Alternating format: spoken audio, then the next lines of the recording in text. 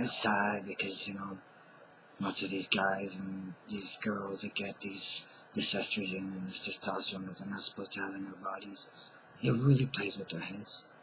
Some of them become alcoholics, some of them get problems with drugs. You know, it just, it reels out of control. It plays with your head because, you know, you've got your genetic code, and your genetic code says one thing, and they keep putting these things in your bodies that send another signal. So it creates a lot of confusion. So generally, guys, their hips are not as wide as women. Their chests tend to be wider, and their shoulders tend to be wider than the hips. Generally, you know. And then girls, well, it's a bit more. It's like the opposite. So, and you have to wonder, like, why they would do these things. I'm still trying to figure it out. Like, I think they gave some to some uncles. I think they gave some to some cousins. I think they gave some to like a whole bunch of people that and you know, because the only thing I could see is that they were trying to keep them from having children, maybe. Or are we just a bunch of lab rats? Are we just lab rats for the government to play with? Or is this some kind of, I don't know, is this a group of people that are against, you know, straights? Is this heterophobia? Well, you kind of have to wonder. It's like, seriously. I don't see the point. It was like, obviously some people still have their own children, even though they got children all over the place that were kidnapped, right? So why even bother making a man gay? I mean, seriously, what difference is it going to make? You think he's going to find those other kids? I mean, obviously, there's no reason. It's like, who is the guilty party behind this? And look how big it got. Well, you have to think, you know, does this thing kind of happen? Can a psychotic person become powerful? Or a psychotic group? Of course. Everybody knows that. We all know that. Of course it's possible. That's not far-fetched. It's like, what? Is it because now we live in the year 2015? Those things, they just don't happen anymore. We shouldn't expect it. No. No, seriously. What is the reason for all this? Is it jealousy? Is it somebody who wanted to make people more androgynous? What is it, you know? It's kind of hard to tell. I had this story in my mind of people who, you know, basically started the black market. Some people who worked in the black market, and some people, you know, who were at the root of it all. But from what I understand, these were people who were incestuous, and these were people who thought that, you know, their genes were the best.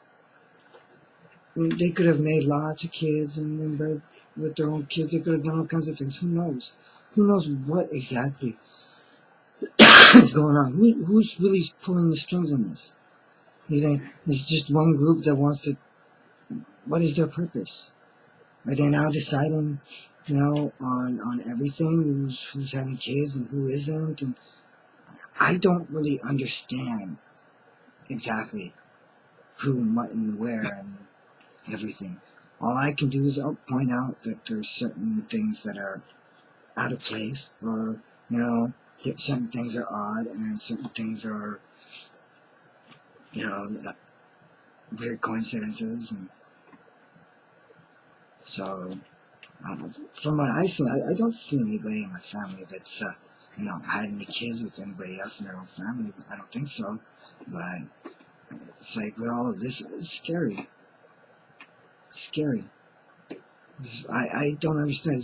Did they test some people to see if they agreed with the baby black market, that they test people to see if they agreed with the incest. What did they do? Why is it that they took it out on certain people and not on others? You know? Why is it? Is it just experiments? Are we just playing with boys and girls' heads? Trying to make them into something else? Are we trying to get homosexuality accepted? Have we, come to a time where now governments and rich people are heterophobes? That they're scared of heterosexuals, they don't like heterosexuals, or maybe too macho. Who knows? Maybe they don't like too macho. Maybe they don't like too feminine. And their goal is to make everybody more androgynous and accept, the whole homosexuality and all these things. I don't know if that would be the purpose, but it's odd. It's really odd. To give a man estrogen is just the strangest thing to me. Against their will, of course. And it's just the strangest thing I could ever imagine. Like I said, they did it to me, they did it to others, there's no doubt. So, hey, you can bet that if I meet up with somebody from my family, and I know I ain't gonna have a relationship with them, and you can bet that if I meet somebody that's in a relationship with somebody from my family, and they know it, I'll be just appalled and disgusted. I was like, seriously, find somebody else. Well, I've heard this excuse before from them. This is an excuse I've heard before. That, well, what does it matter?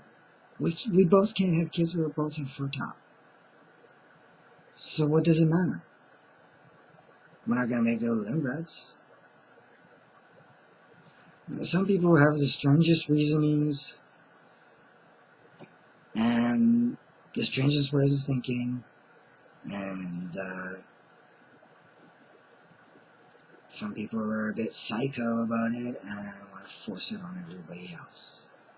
So, welcome to the year 2015 in Canada, the land of heterophobes, the land of androgynous people who aren't allowed to express the masculinity of their males and the femininity of their women. Look